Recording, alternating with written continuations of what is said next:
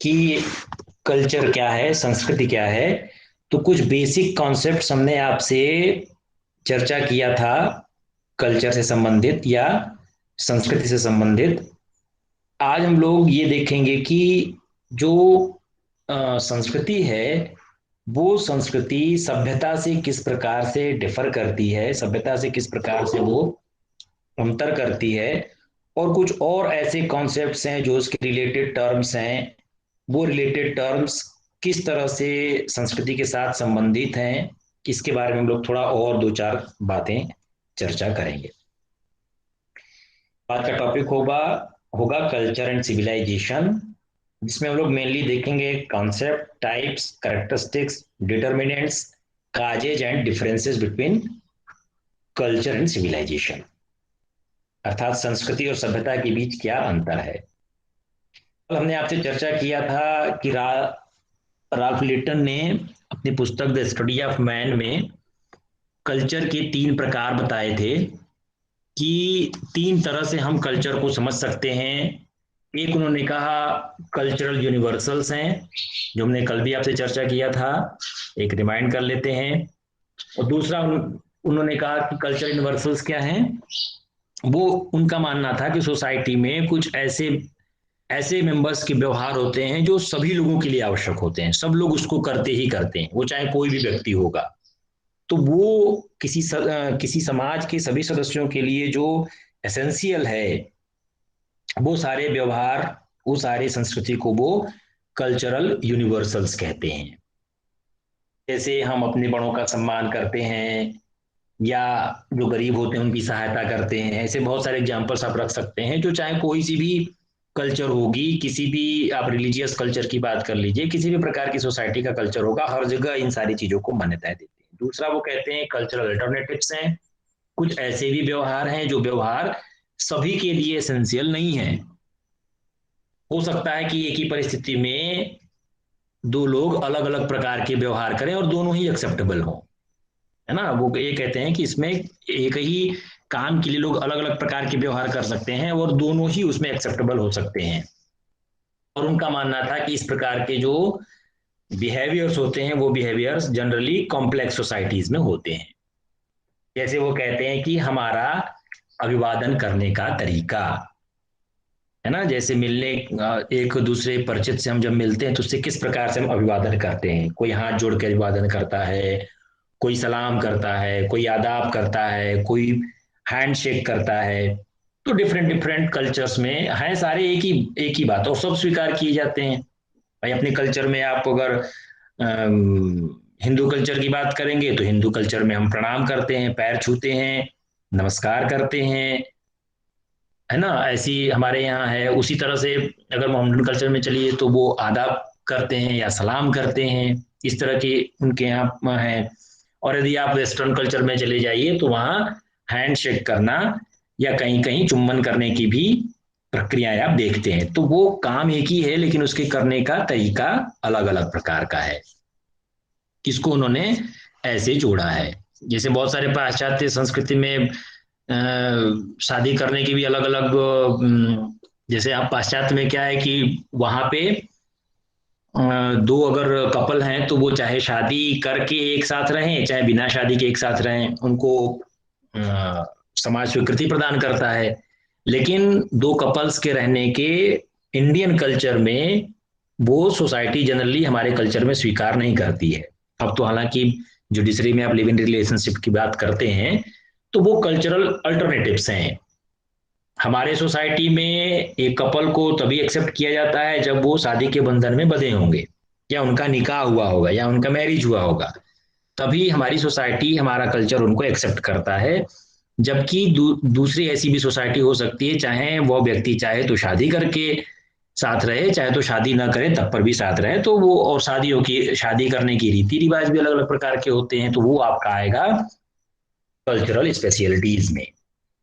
यहाँ पर क्या है कि चूंकि सोसाइटी में कई प्रकार के सब सोसाइटीज होती हैं और सब कल्चर भी उनका होता है, तो कोई ऐसी संस्कृति जो मिक्स्ड प्रकार की है, कई प्रकार की सब संस्कृतियां उस संस्कृति में है, तो वहां पर बहुत सारे ऐसे आपको सब संस्कृति या उप संस्कृतियां भी मिलती हैं, और वो उप संस्कृतियों में आप विभिन्न प्रकार की संस्कृतियों के दर्शन कर सकते हैं। जैसे हम कहते हैं कल्चर ऑफ इंडिया, भारत की संस्कृति की बात करते हैं तो भारत की संस्कृति में तमाम विविधताएं आपको देखने को मिलती है, बहुत सारी स्पेशलिटीज देखने को आपको मिलेंगी, चाहे वो नृत्य हो, चाहे भाषा हो, चाहे खान पान हो, चाहे पहनावा हो, चाहे कला हो, किसी भी प्रकार की देखिए तो वहां पर हर जगह आपको स्पेशलिटीज देखने को मिलेंगी। तो एक समृद्ध संस्कृति वाले समाज में कई विशिष्ट संस्कृति के तत्व पाए जाते हैं। जैसे भारत और अमेरिका को देखें तो अमेरिका में तो, हमारे भारत में तो अपने भारत की संस्कृति, अमेरिका में तो जितने भी राष्ट्र हैं लगभग सभी राष्ट्र के लोग वहां जाकर के बसे हुए हैं। ब्रिटेन है, वहां भी हर देश के हर संस्कृतियों के लोग मिलेंगे आपको। तो विश्व की विभिन्न विभिन्न संस्कृतियां आपको वहां देखने को मिल जाएंगी। और छोटे स्तर पर अगर आप देखना चाहें तो अपने भारतवर्ष की बात कर सकते हैं। जैसे आप अपनी ही सोसाइटी में अगर देखिए तो हमको कुछ स्पेशलिटीज मिलती हैं, जिसमें डॉक्टर, जो चिकित्सक हैं आपको मिलेंगे, इंजीनियर्स मिलेंगे, टीचर्स मिलेंगे। इन सारे चीजों को लिटन ने अपनी पुस्तक द स्टडी ऑफ मैन में इसको कहा कि these are the cultural specialities. ये कुछ सांस्कृतिक विशिष्टताएं हैं जो हमारी सोसाइटी में देखने को मिलती है। इसके अलावा हमने जब आपसे सामाजिक परिवर्तन की चर्चा करी थी तो वहां पे भी हमने आपसे चोपिन के बारे में बात किया था। और चोपिन तीन तरह से संस्कृति की बात करते हैं, एक है मटेरियल कल्चर, दूसरा वो कहते हैं नॉन मटेरियल कल्चर, और तीसरा उन्होंने बात करी थी कंपोजिट कल्चर का। मटेरियल कल्चर वो कहते हैं कि जो सोशल सिस्टम हमारा है, हमारी जो सामाजिक व्यवस्था है, ये सामाजिक व्यवस्था को मटेरियल कल्चर के अंतर्गत रखते हैं। और जिन वैल्यूज, जिन आइडियल्स, जिन नॉर्म्स, जिस स्टैंडर्ड्स पे हमारा वो सोशल सिस्टम चलता है, वो सारे जो नियम कायदे कानून कह लीजिए, मूल्य कह लीजिए, आदर्श कह लीजिए, मानक कह लीजिए, वो सारे उन्होंने नॉन मटेरियल कल्चर के अंतर्गत रखा। और तीसरी कल्चर की वो बात करते हैं कंपोजिट कल्चर की, जिसमें वो कहते हैं कि सोशल सिस्टम के भाग और वैल्यूज और आइडियल्स के भाग ये सब मिलकर के हमारे एडमिनिस्ट्रेशन को बनाते हैं, प्रशासन को बनाते हैं। और ये प्रशासन हमारा कंपोजिट कल्चर है, दोनों, जिसमें दोनों चीजें, हमारे एडमिनिस्ट्रेशन में कुछ उसकी वैल्यूज भी होंगी और एक सिस्टम भी मिलकर के काम करेगा। तो जितने भी प्रकार की शासन व्यवस्था है, प्रशासन है, वो चाहे आपके परिवार का ही प्रशासन क्यों ना हो, आपकी जाति का ही प्रशासन क्यों ना हो, आपकी राष्ट्र का ही प्रशासन क्यों ना हो, उन सारी चीजों में हम कंपोजिट कल्चर के तरीके चोपिन ने अपने मत में रखा है। यदि इन सारे हम बात करें कल्चर की, संस्कृति की, तो क्या क्या इसको डिटरमाइन कौन कौन करता है, अर्थात संस्कृति के निर्धारक तत्व कौन कौन से हो सकते हैं, कैसे संस्कृति बनती है। इस चीज के लिए चार डिटर्मिनेंट्स की जनरली बात जो समाजशास्त्री हैं वो करते हैं कि जो हमारी संस्कृति है, उस संस्कृति को बनाने के चार डिटर्मिनेंट्स हो सकते हैं। वो चार डिटर्मिनेंट्स कौन कौन से हैं? एक है रेस एंड कास्ट।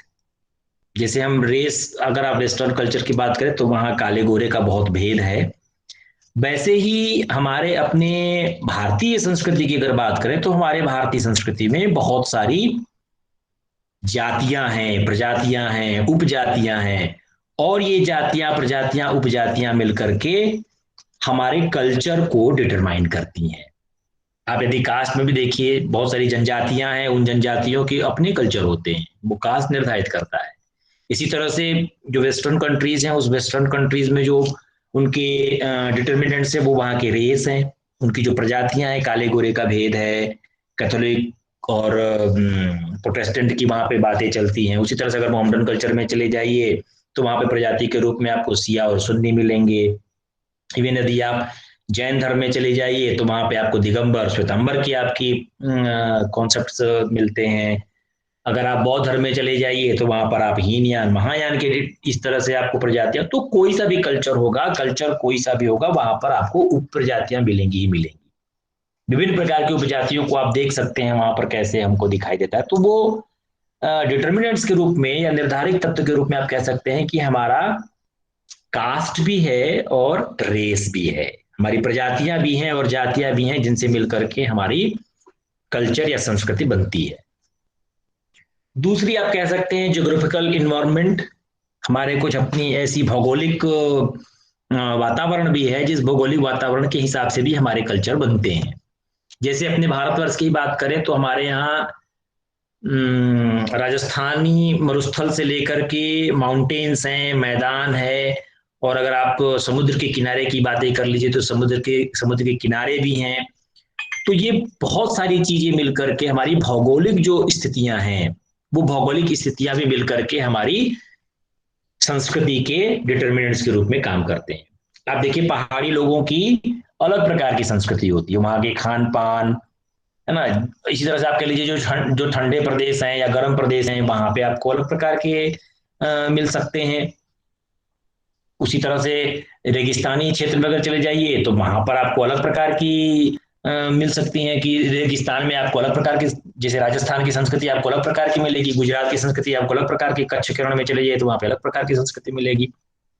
तो जो भी आपकी जो भौगोलिक स्थिति है, भौगोलिक सिद्धांत में बहुत से ऐसे ठोस आपको दिखाई देंगे जो कि संस्कृति के निर्धारक के तत्व के रूप में आपको दिखाई देगा। पहाड़ी लोगों की अलग संस्कृति, और मैदानी लोगों की अलग संस्कृति, ठंडे प्रदेशों की अलग संस्कृति, गर्म प्रदेशों की अलग संस्कृति। तो भौगोलिक स्थितियां या भौगोलिक वातावरण भी हमारी संस्कृति को बनाने का काम करती हैं, निर्धारित करने का काम करती हैं। तीसरी बहुत महत्वपूर्ण जो कल्चर के डिटर्मिनेंट्स के रूप में है, वो है हमारी प्रौद्योगिकी, या जिसे आप तकनीकी कह सकते हैं। कुछ ऐसे भी विद्वान हैं जो, जैसे इसमें बहुत ज्यादा नाम आता है कार्ल मार्क्स का, है ना, ये, या मैकलुहन के भी नाम इसमें आता है टेक्नोलॉजी के फील्ड में। इन लोगों का ये तर्क देते हैं कि जो प्रौद्योगिक विकास है, ये विश्व स्तर पर संस्कृति को निर्धारित करता है। जो टेक्नोलॉजी है, आज देखिए हम लोग इस टीचिंग लर्निंग प्रोसेस में हम लोग हैं, जो हमारा अपना ट्रेडिशनल संस्कृति थी जहां पे हम चौक डस्टर से शिक्षण कार्य करते थे, कहीं ना कहीं ये टेक्नोलॉजी इंटरनेशनल लेवल पे, चाहे आप किसी भी राष्ट्र में चले जाइए, अगर ऑनलाइन टीचिंग हो रहा होगा तो कमोबेश यही सारी स्थितियां हम अपना रहे होंगे। ये अलग बात है कि कोई गूगल मीट पे कर रहा होगा, कोई स्काइप पे कर रहा होगा, कोई एडमोडो पे कर रहा होगा, कोई जूम पे कर रहा होगा, ऐसे बहुत सारे आपको मिल सकते हैं टेक्नोलॉजी के। लेकिन ये जो मीडियम जो है, वो मीडियम इसी तरह से लैपटॉप पे, मोबाइल पे ही शिक्षण की प्रक्रियाएं चल रही होंगी। तो इन लोगों का मानना है कि प्रौद्योगिकी विकास जो है वो विश्व स्तर पर संस्कृति को निर्धारित करता है, और जिस समाज के लोगों के जीवन यापन के लिए इस तरह के उपकरण अगर होंगे, तो वो उस प्रकार के संस्कृति को वो जल्दी अपनाएंगे, है ना। जो हमारा आधुनिक समाज है वो जल्दी टेक्नोलॉजी को एक्सेप्ट करता है, जिसको आप ओपन सोसाइटी भी कहते हैं। तो यहाँ पर मुख्य कारण जो है वो प्रौद्योगिकी में भिन्नता की वजह से है। अगर यहाँ पे कोई डिफरेंसेस होगा, तो अगर टेक्नोलॉजी में डिफरेंस हो जाएगा तो अलग कल्चर हो जाएगा, है ना। तो टेक्नोलॉजी के हिसाब से भी हमारी संस्कृति अलग प्रकार से विकसित होती है, ये बात आप कह सकते हैं। और चौथा जो है वो है हमारा लैंग्वेज, हमारी भाषा। भाषा भी हमारे संस्कृति को निर्धारित करती है। जो कुछ समाजशास्त्री हैं जो इस बात को मानते हैं कि जो भाषाई विभिन्नता के चलते हमारी सांस्कृतिक विभिन्नता पाई जाती है। जैसे हमारे यहाँ देखिए, साउथ में अगर आप चले जाइए तो उसी छोटे से दूरी में ही आपको कन्नड़ मिलेगा, तमिल मिलेगा, मलयालम मिलेगा, है ना। ऐसे बहुत सारी भाषाएं आपको साउथ में मिल जाएंगी, और वो उनकी अलग अलग प्रकार की संस्कृति भी आपको दिखाई देगी। इसी तरह से आप कह सकते हैं कि अंग्रेजी के विषय में आप कह सकते हैं कि व्यापार और व्यवसाय के लिए बहुत उपयुक्त भाषा है, आप इसको इंटरनेशनल लैंग्वेज के रूप में कहते हैं। भाई साउथ में अगर आप चले जाइए तो हिंदी एक बार व्यक्ति नहीं जानेगा, लेकिन यदि आप अंग्रेजी में कोई भी गिड़बिड़ करेंगे, यदि अंग्रेजी में आप टूटी फूटी भी बोलेंगे तो उसकी बात समझ आएगी, और वो अगर कुछ भी कह देगा वो आपको समझ नहीं आएगी। तो अंग्रेजी तो इसको आपने इस तरह से कर रखा है। उसी तरह से आप बहुत सारे अपने भावों को व्यक्त करने के लिए, अपने विचारों को व्यक्त करने के लिए आप बहुत सारे चीजों को यूज करते हैं। जैसे आपके यहाँ देख लीजिए, भोजपुरी भाषा है, आपके यहाँ इधर हौ चलता है, बुंदेलखंडी भाषा है ना, इतई उतई करते हैं वो जो आप लोग, जो इधर बुंदेलखंड के क्षेत्र में। तो ये लैंग्वेज का एक अलग संस्कृति विकसित होती है, इसलिए भाषा को आप संस्कृति का एक बहुत महत्वपूर्ण निर्धारक के रूप में मान सकते हैं। तो ये चार ऐसे महत्वपूर्ण, कह लीजिए, निर्धारक हैं जो हमारी संस्कृति को निर्धारित करने का कार्य करते हैं। ऐसे बहुत सारे अलग अलग समाजशास्त्रियों के अलग अलग मान्यताएं हैं, उनके अलग अलग ओपिनियन हैं, जिनको एक जगह अगर आप रखने की कोशिश करें तो ये चार चीजों को आप बता सकते हैं, जिसमें आपकी जाति प्रजाति, आपके भौगोलिक वातावरण, प्रौद्योगिकी और भाषा। ये चार चीजें आप मेजर कह सकते हैं जिसके आधार पर किसी स्थान की या किसी समूह विशेष की संस्कृति निर्धारित होती है।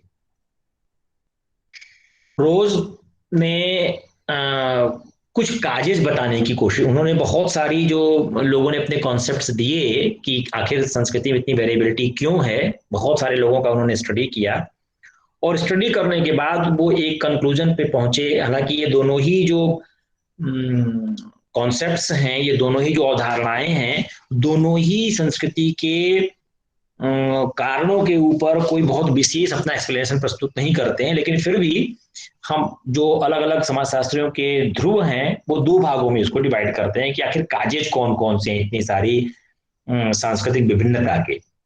तो एक वो कहते हैं कि एक जो ध्रुव है या एक जो समूह है वो बायोलॉजिकल एक्सप्लेनेशन देता है कि हमारी जो संस्कृति में इतनी विभिन्नताएं हैं, इन विभिन्नताओं के पीछे हमारा अपना बायोलॉजी है, जो हमारी अपनी जैविकीय वो व्याख्या प्रस्तुत करते हैं कि जैविकीय व्याख्या के रूप में वो बताते हैं कि हमारी संस्कृति में विभिन्नताएं जो हैं वो इसी जैविकीय आधार की वजह से हैं, है ना। जैसे अपने भारतवर्ष में भी देखिए तो बहुत सारे आपको मिल जाएंगे इस तरह से कि कैसे आपकी संस्कृति बनती है, ठीक है। तो एक तो ध्रुव है जो जैविकीय एक्सप्लेनेशन देता है, दूसरा जो ध्रुव है वो जियोग्राफिकल एक्सप्लेनेशन को देता है कि भाषा के आधार पे नहीं बल्कि भूगोल के आधार पे हमारी संस्कृतियों में इतनी सारी विभिन्नताएं दिखाई देती हैं। तो ऐसे बहुत सारे लोगों के विचारों को संकलित करने के बाद रोज ने अपना कॉन्सेप्ट दिया, और उन्होंने कहा कि जो जैविकीय एक्सप्लेनेशन प्रस्तुत करते हैं वो कहते हैं कि रेशियल वेरिएबिलिटी है, अर्थात हमारे यहाँ सब लोग हैं तो मानो ही, लेकिन इसमें विभिन्न प्रकार की प्रजातियां हैं, विभिन्न प्रकार के रेसेस हैं, और इस रेसेस में इतनी सारी विभिन्नताएं हैं, इसलिए हमारी जो संस्कृति है वो इतने प्रकार की हमको दिखाई देती है। मतलब हैं तो सभी लोग मानव ही, लेकिन इसमें प्रजाति, जैसे काले गोरे की बात आप करते हैं, या अपने यहाँ मान लीजिए हम कहते हैं भारतवर्ष में विभिन्न प्रकार की जातियों की वर्ण व्यवस्था की जो बात करते हैं, ये सारे मिलकर के हमारे कल्चर में इतनी सारी विभिन्नताएं ले आते हैं। इस समय बहुत सारे मानव शास्त्रियों ने भी अपने विचार दिए हैं। और दूसरी बात वो कहते हैं कि जैसे वेस्टर्नाइजेशन है, पश्चिमीकरण जिसे आप कहते हैं, प्रजाति व्याख्या के रूप में वो यही कहते हैं कि जो हमारे यहाँ इतनी सारी वेरिएबिलिटी है, इतने सारी वेरिएबिलिटी होने के बावजूद भी जो उपनिवेशवाद था या जो विज्ञान प्रौद्योगिकी के परिणाम स्वरूप ही हमारे यहाँ विभिन्न देशों से वेस्टर्नाइजेशन आया, पश्चिमीकरण आया, और पश्चिमीकरण की प्रक्रिया चली। हम लोग भी देखिए उनके यहाँ ठंडे प्रदेश थे तो वो कोट टाई और सारा कुछ पहनते थे, और हमारे यहाँ अगर गर्मियों में भी अगर शादी विवाह होगा, एक बात कह रहे हैं, जैसे हिंदू धर्म में भी अगर शादी विवाह होगा गर्मियों के दिन में भी, तो उस दिन वो जो दूल्हा होगा वो खूब कोट टाई ऊपर तक का पूरा बटन बंद किए रहेगा, काइट टाई लगाए रहेगा और कोट पहने रहेगा। ये क्या है? ये अंधानुकरण है। ये पश्चिमी जो हमारी सभ्यता है, उस पश्चिमी सभ्यता को हमने बिना सोचे समझे अपना लिया। उनके यहाँ ठंडे प्रदेश थे तो वो सिगरेट पीते थे, वो अल्कोहल पीते थे अपनी बॉडी को गर्म रखने के लिए, तो उनकी चलन को आपने अपना लिया। गर्मियों के दिन में भी खूब आप सिगरेट फूक रहे हैं या अल्कोहल का सेवन कर रहे हैं। तो ये सारी, खैर ये तो यहाँ वेस्टर्नाइजेशन को हम बात कर रहे हैं, वेस्टर्नाइजेशन और मॉडर्नाइजेशन दोनों डिफरेंट डिफरेंट कॉन्सेप्ट्स है। जब हम आधुनिकीकरण की बात करेंगे तो वहां पे हम इसकी चर्चा करेंगे। तो एक ध्रुव ये मानता है कि संस्कृति में इतनी सारी विभिन्नताओं के पीछे जो कारण है, वो कारण हमारी बायोलॉजिकल एक्सप्लेनेशन उन्होंने प्रस्तुत किया। हालांकि इस विचारधारा को, इस व्याख्या को बहुत कम लोग एक्सेप्ट करते हैं, कि वो लोग सब कहते हैं कि भाई जैविकी व्याख्या, अगर वो कहते हैं कि 4 पीढ़ी में भी अगर आप देखिए, 4 पीढ़ी मतलब मान लीजिए 100 साल की अगर बात करते हो, तो 100 साल में आदमी की हमारी स्ट्रक्चर तो नहीं बदल जाते। आज से 100 साल पुराने जैसे हम थे, हमारी जो मानव सभ्यता जैसी थी वैसी ही आज भी है। लेकिन संस्कृतियां 100 साल में बहुत बदल जाती हैं। वो इसके पीछे तर्क देते हैं, जो लोग इसको नहीं स्वीकार करते वो तर्क देते हैं कि 100 साल की यदि आप कालखंड देखिए, तो 100 साल के कालखंड में मानव के बायोलॉजिकल स्ट्रक्चर में या मानव की जो जैविकीय संरचना है उसमें बहुत ज्यादा परिवर्तन नहीं हो रहा है, लेकिन फिर भी 100 साल में संस्कृति बहुत ज्यादा परिवर्तित हो जा रही है। तो ये उसके न मानने के पीछे उनके अपने कुछ तर्क हैं। वो ऐसी बातें करते हैं कि बायोलॉजिकल एक्सप्लेनेशन बहुत ज्यादा एक्सेप्ट नहीं किया गया। फिर दूसरा जो कॉन्सेप्ट आया वो आया जियोग्राफिकल एक्सप्लेनेशन का, और वो कहते हैं कि जो हमारी संस्कृति है वो संस्कृति हमारी अपनी भौगोलिक अवस्था की वजह से बदलती है। इसमें इतनी सारी विभिन्नताएं इसलिए हैं क्योंकि हमारे जो संस्कृति के अलग अलग भौगोलिक क्षेत्र हैं, और उन भौगोलिक क्षेत्र में लोगों के रहने की वजह से हमारी संस्कृति इनकी तुलना में, बायोलॉजिकल एक्सप्लेनेशन की तुलना में ज्योग्राफिकल एक्सप्लेनेशन ज्यादा स्वीकार है। हालांकि इनके भी खंडन करने वाले बहुत लोग हैं। जैसे वो कहते हैं कि कोल्ड वर्सेस हॉट एरियाज, कुछ ऐसे क्षेत्र हैं जहां पे हमेशा ठंडक बनी रहती है, तो वहां की अपनी अलग प्रकार की कल्चर होता है। पहाड़ों में जो मान लीजिए कोई माउंटेन पे रह रहा है, या कोई प्लेन्स में रह रहा है, या कोई सागर के किनारे रह रहा है, तो वहां की संस्कृति अलग प्रकार की वो बात करते हैं। जैसे जो पहाड़ों पे रह रहा होगा वहां पे देखिए तो पहाड़ों को, उनकी संस्कृति में, उनके साहित्य में, उनकी बोलचाल में पहाड़ के लिए कई शब्द मिल जाएंगे आपको। और जो मैदानी भाग में रह रहा होगा वहां पे हो सकता है वो पहाड़ को बस केवल पहाड़ के तरीके जानता हो, वो छोटा सा पठार भी देखे तो उसको भी पहाड़ समझे। लेकिन माउंटेन के लोग इसमें अलग, तो संस्कृति के हिसाब से भाषा में भी वो उनको, उनकी आपको चीजें मिलती हैं। समुद्र के किनारे अगर आप जाएंगे तो समुद्र के किनारे के लिए बहुत सारे शब्द आपको मिल जाएंगे वहां के लिटरेचर में, बोलचाल में, भाषा में। तो इस तरह से ठंडे प्रदेश, गर्म प्रदेश के आधार पे, या फिर आप कह लीजिए पहाड़ी और मैदानी और समुद्री इलाके की बात अगर आप कर लीजिए, तो इस तरह से आप वहां पे इसका एक्सप्लेनेशन जियोग्राफिकल एक्सप्लेनेशन के रूप में वो देते हैं, जो कि इस ध्रुव को मानने वाले हैं। और ये जो इसकी भी बहुत तरह से क्रिटिसिज्म किया गया है, इसके बारे में बहुत सारी आपको आलोचना मिलेगी, लेकिन इसको बायोलॉजिकल एक्सप्लेनेशन की तुलना में ज्यादा स्वीकार किया गया है। ठीक है, ये इनका क्रिटिसिज्म इसलिए किया गया कि फिर अगर कोई मैदानी व्यक्ति अगर चला जाता है वहां पर जियोग्राफिकल एरिया में, तो फिर वहां की वो संस्कृति को क्यों अपना लेता है, पर संस्कृति ग्रहण कैसे हो जाता है, इन सारी चीजों के लिए वो एक्सप्लेनेशन नहीं दे पाते हैं। तो दोनों की ही अपनी अलग अलग तर्क हैं कि कैसे हमारी इतनी सारी वेरिएबिलिटी हमारी सोसाइटी में, कैसे हमारे कल्चर में कैसे दिखती है। लेकिन दो ध्रुवों में आप सारे विचारों को बांट सकते हैं, एक जैविकीय व्याख्या के रूप में और दूसरा आप भौगोलिक व्याख्या के रूप में एक्सप्लेन कर सकते हैं। हालांकि दोनों के अपने अपने तर्क हैं, अपने अपने उसकी क्रिटिसिज्म। इसके अलावा कुछ संस्कृति से संबंधित कुछ बेसिक रिलेटेड टर्म्स भी हैं। हालांकि वो संस्कृति के साथ ही उनका नाम आता है, और ये आप लोगों के लिए होमवर्क भी है कि जितने टर्म्स मैं भी आपको बताऊंगा, इन टर्म्स के बारे में आप खुद ढूंढिएगा कि वो क्या चीजें हैं। ठीक है, इसमें कौन कौन सी चीजें हैं। तो एक टर्म आता है कल्चरल रिलेटिविज्म का। ठीक है, कल्चरल रिलेटिविज्म, जिसको आप कह सकते हैं कि सांस्कृतिक सापेक्षता, जिसे आप कह लीजिए सांस्कृतिक सापेक्षता क्या चीज है। देखिए कई प्रकार के कल्चर हैं, तो एक कल्चर दूसरे कल्चर से सापेक्षिक रूप से किस प्रकार से भिन्न है ना। जैसे आप थियरी ऑफ रिलेटिविटी पढ़े होंगे, सापेक्षता का सिद्धांत पढ़े होंगे, तो आप दो कल्चर को कैसे अलग कर सकते हैं। दो जो हमारी संस्कृतियां हैं, उन दो संस्कृतियों को आप कैसे अलग कर सकते हैं, तो वो सांस्कृतिक सापेक्षवाद कह लीजिए या सांस्कृतिक सापेक्षता कह लीजिए, एक टर्म ये है जो हमारे कल्चर से संबंधित है। दूसरा है इथनोसेंट्रिज्म, जहां पर ह्यूमन एक्टिविटी है, जहां पर मानव की गतिविधियां हैं, उन गतिविधियों के आधार पर इथनोसेंट्रिज्म, या इसके वो आप निर्जातीय केंद्रवाद भी कह सकते हैं, है ना। इथनो का मतलब होता है, इथनो का मतलब होता है व्यक्ति, मानव, मानव की, जैसे एंथ्रोपोलॉजी की बात आप करते हैं, तो इथनोसेंट्रिज्म का भी कॉन्सेप्ट है कि व्यक्ति का जो एथनिक ग्रुप है वो अलग अलग सोसाइटी में, अलग अलग कल्चर में अलग अलग प्रकार के मानवीय एक्टिविटीज आपको दिखाई देती है। तो नृजाति केंद्र भी एक टर्म इससे संबंधित है। दूसरा है जीनोसेंट्रिज्म।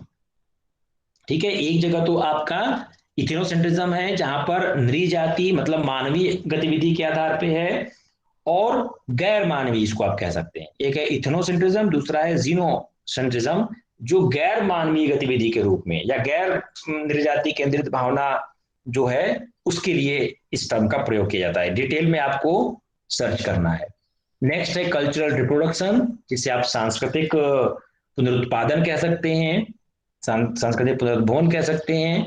तो कल्चरल रिप्रोडक्शन क्या है, कल्चरल इंडस्ट्रीज क्या है जिसको आप सांस्कृतिक उद्योग कह सकते हैं, फिर कल्चरल डिप्रीवेशन क्या चीज है, सांस्कृतिक वंचन जिसे आप कह सकते हैं, सांस्कृतिक वंचन वो क्या चीज है, फिर कल्चर ऑफ पॉवर्टी, गरीबी क्या संस्कृति क्या है, सब कल्चर ऑफ पॉवर्टी, गरीबी का उपकल्चर उप संस्कृति क्या है, कल्चरल यूनिवर्सलिज्म क्या है, इस पर भी हमने आपसे चर्चा भी किया है, सब कल्चर क्या है, उप संस्कृति कैसे डिफाइन कर सकते हैं, कल्चरल कॉन्फ्लिक्ट क्या है, सांस्कृतिक द्वंद्व जिसे आप कहते हैं, सांस्कृतिक द्वंद्व क्या चीज है, और कल्चर एरिया जिसे आप सांस्कृतिक क्षेत्र कहते हैं ये क्या चीज है। कुछ की चर्चा हमने आपसे पिछले टर्म पे किया था, तो इसके बारे में डिटेल आप सर्च करिएगा, है ना। इससे रिलेटेड टर्म्स हैं, पता होने चाहिए आपको, चूंकि तो ये सारे कुछ रिलेटेड कॉन्सेप्ट्स हैं कल्चर से संबंधित।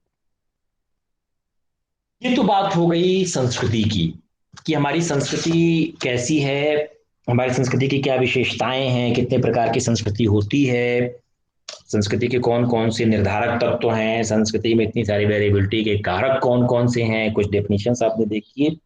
फिर सभ्यता क्या है, व्हाट इज सिविलाइजेशन, और दोनों ही शब्दों को हम साथ साथ प्रयोग करते हैं।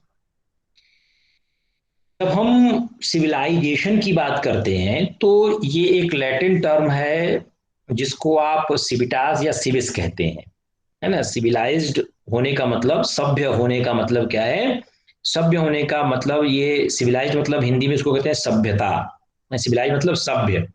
तो ये जो डिराइव किया गया है वो लैटिन वर्ड सिविटास से या सिविक से लिया गया है, जिसका मतलब होता है सिटी, है ना, या रेजिडेंस ऑफ सिटी। या तो उसको नगर के रूप में देखते हैं या नगर निवासियों के रूप में देखते हैं। इसका जो लैटिन वर्ड को अगर आप इसका मीनिंग देखेंगे तो उसका मतलब होगा सिटी या नगर, या रेजिडेंट्स ऑफ सिटी, या उस नगर में उस नगर के जो निवासी हैं, उस नगर के निवासियों को हम, नगर के निवासियों को सिविलाइज्ड कहा गया था, सभ्य कहा गया था। आपको याद होगा जब हमने आपको सामाजिक समाज के प्रकार में बताया था तो हमने आपको मार्गन की क्लासिफिकेशन बताई थी कि एक जंगली समाज होता है, एक असभ्य समाज होता है, और एक सभ्य समाज होता है ना। जंगली समाज क्या है, वो जंगलों में रहता है ना, जैसे जानवर रहते हैं वैसे मानव की जो प्रजाति जो जंगलों में रहती है जानवरों के तरीके, उसको उन्होंने जंगली के रूप में किया। फिर धीरे धीरे हमारी सभ्यता, हमारी संस्कृति और विकसित हुई और हम थोड़े से असभ्य हो गए, है ना, मतलब उसकी जंगली की तुलना में थोड़े से असभ्य हुए, हम कबीले में रहने लगे, पहाड़ों में रहने लगे, थोड़ी सी सभ्यता हमारे अंदर आई, फिर उसके बाद और ज्यादा सभ्य हो गए। तो इस तरह से हमारा विकास क्रम वो चलता रहता है। तो यहाँ पर सिविलाइज्ड का मतलब है कि नगरों में रहने वाले लोग, और जो परमानेंट रेजिडेंट हैं, है ना। ऐसा नहीं कि कुछ समय के लिए आप नगर में गए और वहां के कुछ समय के लिए रहे फिर वहां से चले आए, तो वो नहीं। जो रेजिडेंस का मतलब, जैसे हिंदी में आप शब्द यूज करते हैं निवास और आवास, है ना, दो शब्द यूज करते हैं, निवास और आवास। तो रेजिडेंट का मतलब है निवास से मतलब है, और आवास का मतलब आज आपकी सर्विस यहाँ पे है तो आज यहाँ रह रहे हैं, कल कहीं और आपकी सर्विस हो गई तो वहां ट्रांसफर होकर के चले गए। तो ये आपका आवास की तरीके हिंदी पे आप समझ सकते हैं। दूसरी बात, कल्चर सिविलाइजेशन में एक अंतर आप कर सकते हैं कि रिटन लैंग्वेज होती है। किसी भी सिविलाइज्ड जो जो सिविलाइज्ड कल्चर होगा, जो सभ्य संस्कृति होगी, वहां पर रहने वाले लोग अपेक्षाकृत स्थायी होंगे, उनकी अपनी कुछ भाषा होगी जिस भाषा को वो प्रयोग करेंगे, और वहां पर डिवीजन ऑफ लेबर होगा, वहां पर श्रम का विभाजन होगा। नगर में ये सारी चीजें आपको अगर देखेंगे तो नगर में आपको एकदम इजीली मिल जाएगा, हर काम को करने के लिए अलग अलग श्रम विभाजन की अवस्थाएं वहां पर बनी हुई हैं, और behaviour relatively institutionalised and complex. जो आपका सामान्य लोग जहां पे रह रहे हैं, जो सभ्य तरीके के नहीं है, वहां पे कोई इंस्टीट्यूशनलाइज्ड वहां के व्यवहार नहीं होंगे, मतलब कोई संस्थागत व्यवहार नहीं होंगे। और संस्था का मतलब आप समझते हैं, संस्था और समिति का मतलब आप समझते हैं कि जो अनसिविलाइज्ड सोसाइटी होगी वहां पर कोई बहुत विशेष संस्थागत ढांचा नहीं होगा, वहां पर जटिलता नहीं होगी, कुछ ही लोग रह रहे होंगे, तो वहां के कबीले का सरदार जो कह दिया वही इंस्टीट्यूशन बन गया, वही कानून बन गया, वही नियम बन गया।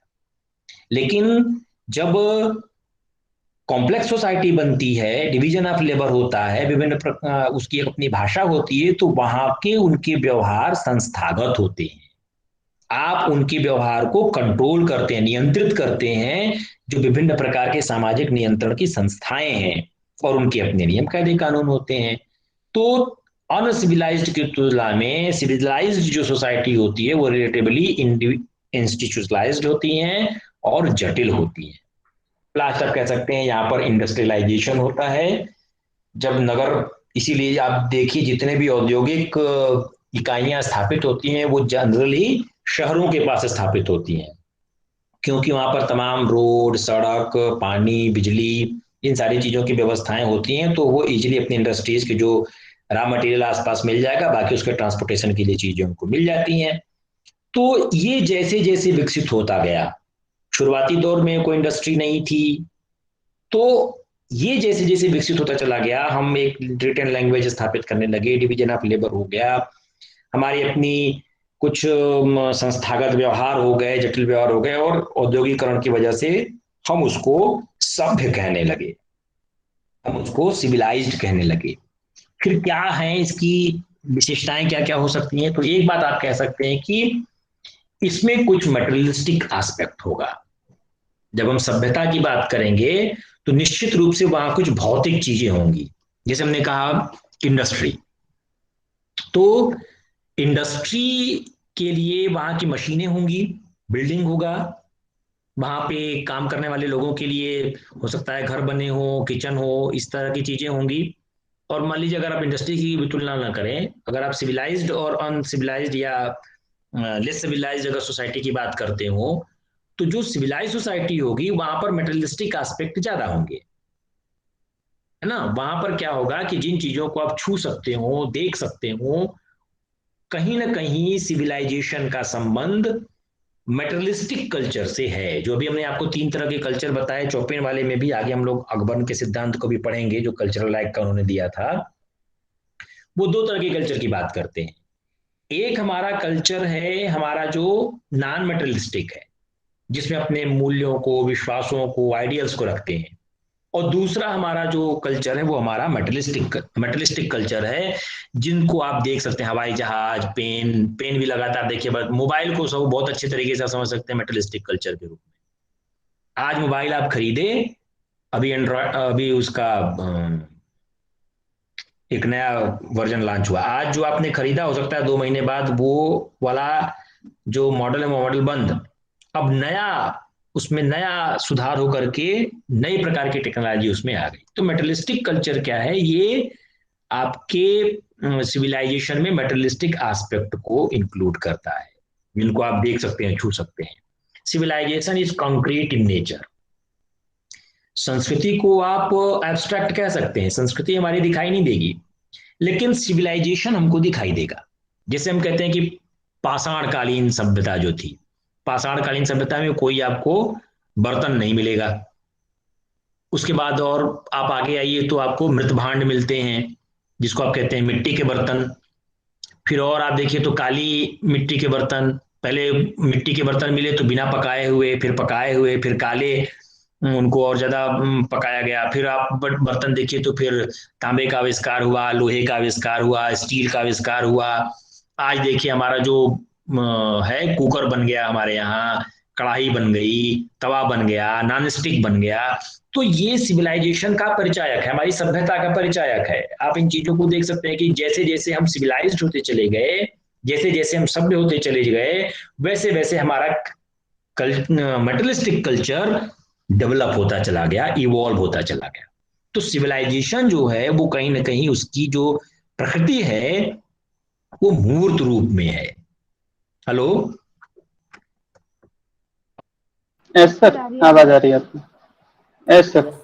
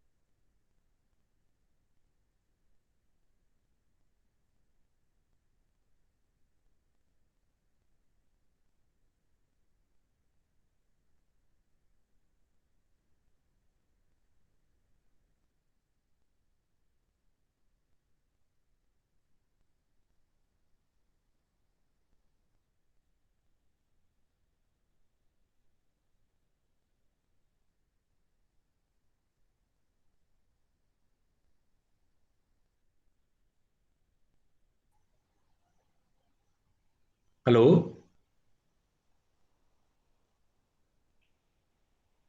यस सर, हाँ, आवाज आ रही है आपकी।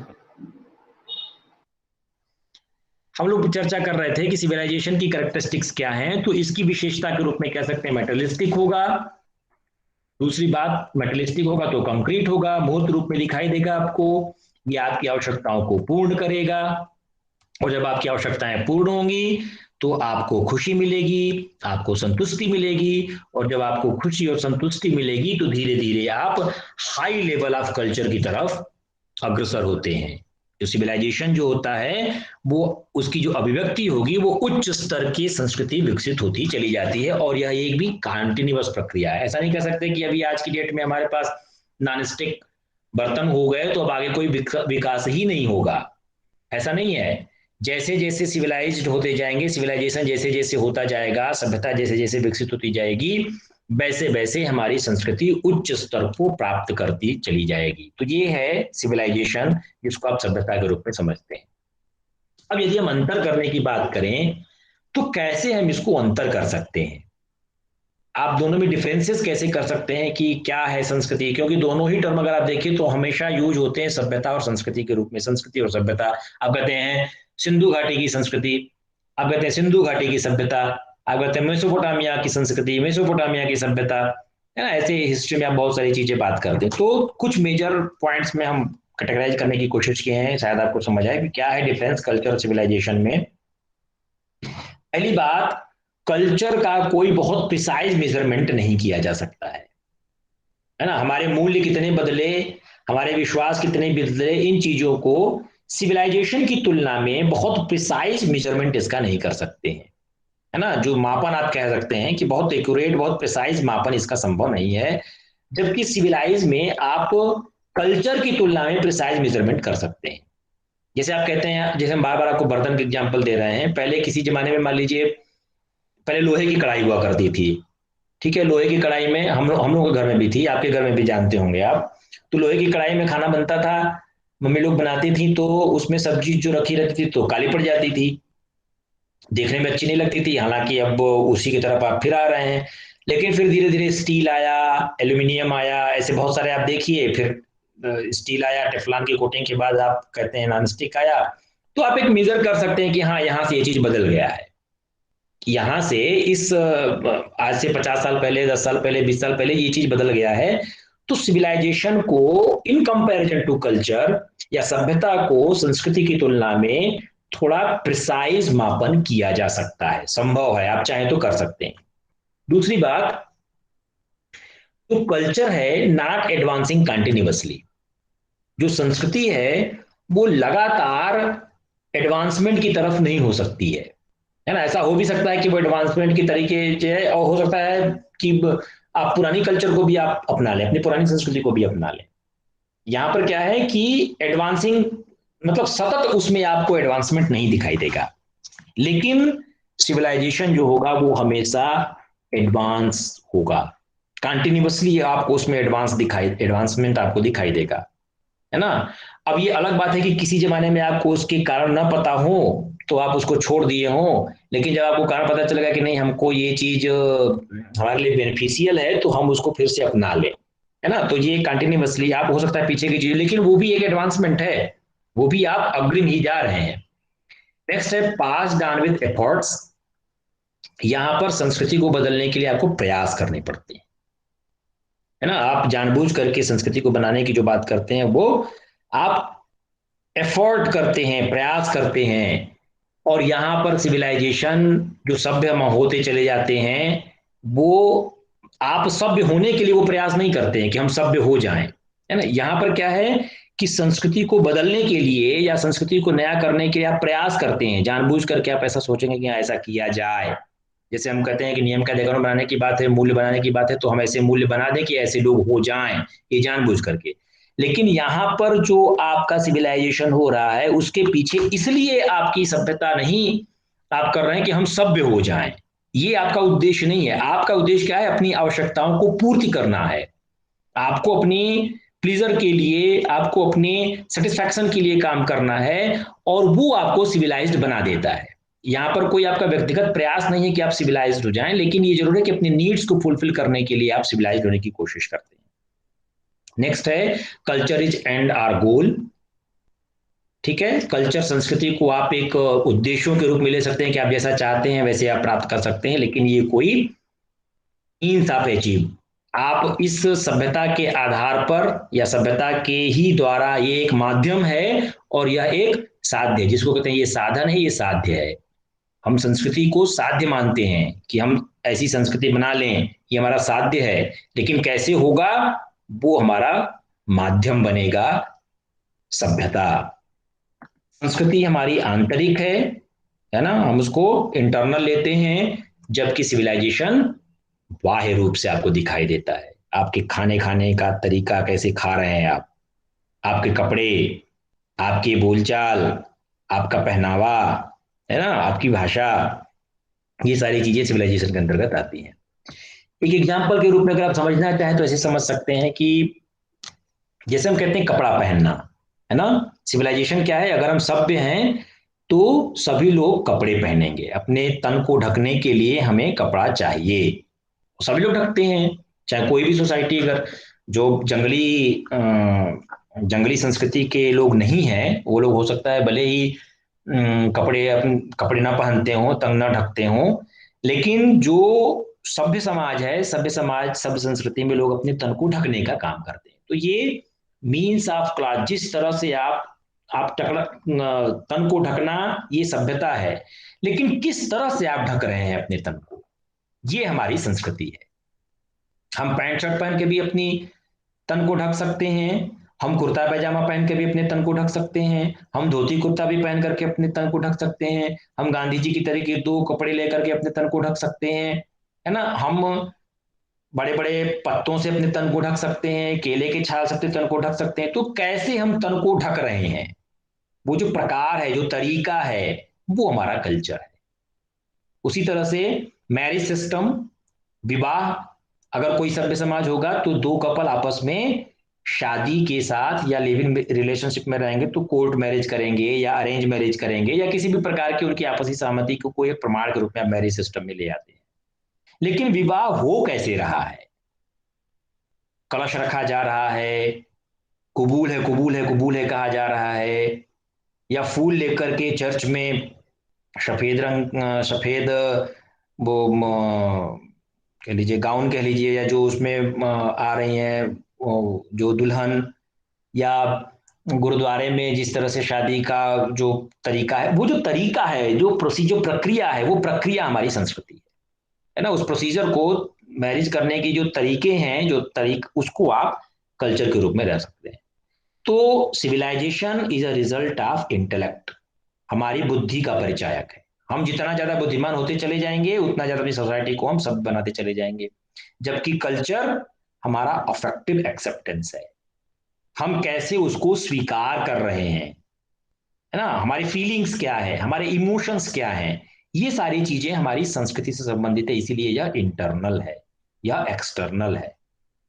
इसलिए कहा जाता है कि सभ्यता वह है, ह्यूमन लीव्स इन सिविलाइजेशन, सभ्यता वह है जिसमें मानव जीता है, सभ्यता वह है जिसमें मानव जीता है, और कल्चर वह है जो मनुष्य में जीती है, कल्चर लीव्स इन ह्यूमन। सभ्यता वह है जो जिसमें मानव जीता है, और संस्कृति वह है जिसमें जो मानव में जीती है। तो इस तरह से आप ऐसे डिफरेंशिएशन कर सकते हैं, अंतर कर सकते हैं, कैसे सिविलाइजेशन कल्चर में क्या डिफरेंसेस हैं। These are the some references. आप चाहें तो इसमें और देख सकते हैं, और ज्यादा यदि आप स्टडी करना चाहें तो जेपी सिंह की एक पुस्तक है वहां से, और गुप्ता एंड गुप्ता की पुस्तक है, वहां से आप इसके बारे में डिटेल स्टडी कर सकते हैं। बहुत विस्तार से संस्कृति और सभ्यता के बारे में दिया हुआ है, कुछ चीजों को हमने आपके समझ रखने की कोशिश की है। This is all for today. If you have any query, any problem, any suggestion, you are welcome.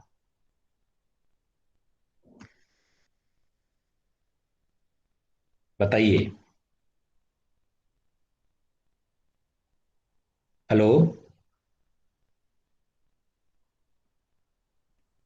Sir जैसे हम कल्चर में जोग्राफिकल एरिया की बात करें तो उसमें कितना बड़ा एरिया होना चाहिए, कुछ मतलब कुछ डिसाइड है कि कितने पीपल होने चाहिए, कितना एरिया होना चाहिए? ये कोई एम्पिरिकल डाटा तो ऐसा नहीं है जैसे कि हम इसको किसी निश्चित क्षेत्र में बांट दें। ये कोई क्वांटिटेटिव वो नहीं है कि आप उसमें एक रेखा खींच दीजिए और यहाँ से यहाँ तक जो होगा उसको हम मान लेंगे, है ना। ये चूंकि इंटरनल है तो इंटरनल चीजों को आप एम्पिरिकल वे में नहीं कह सकते। कितने लोग होंगे तभी आप उसको संस्कृति के रूप में बना सकते हैं। ये जरूर है कि उसकी कुछ लोग होने चाहिए, कुछ ज्योग्राफिकल एरिया होना चाहिए, लेकिन कितना, कोई इसका एम्पिरिकल एस्पेक्ट नहीं है इसका। वो बहुत छोटा भी हो सकता है, बहुत बड़ा भी हो सकता है। सर एक सोसाइटी का भी कल्चर हो सकता है क्या अपना? सोसाइटी का ही कल्चर होता है और किसी का कल्चर नहीं होता।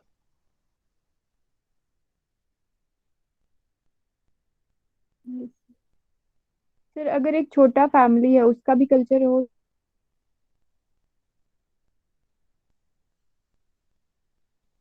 बिल्कुल हो सकता है भाई, समाज ही तो आपके परिवार से मिलकर के बना हुआ है। हो सकता है वो अपने एक संस्कृति को, जो उसकी पीढ़ी दर पीढ़ी उसके लोग मानते आ रहे हैं, परंपराएं जो हैं, वो अपनी संस्कृति को फॉलो कर रहा हो। एक परिवार का भी हो सकता है। जैसे अभी देखिए, अ, अफगानिस्तान में ही बहुत सारे ऐसे आपको मिलेंगे जो माइनॉरिटी की जो कम्युनिटी, जैसे बहुत सारे हमारे यहाँ देखिए, जैसे पारसी समुदाय है ना, बहुत कम संख्या है उनकी। हो सकता है किसी किसी क्षेत्र में एक ही दो परिवार हों, लेकिन वो अपने कल्चर को फॉलो करते हैं। हो सकता है, परिवार के लिए भी हो सकता है, बिल्कुल हो सकता है। Yes sir, thank you.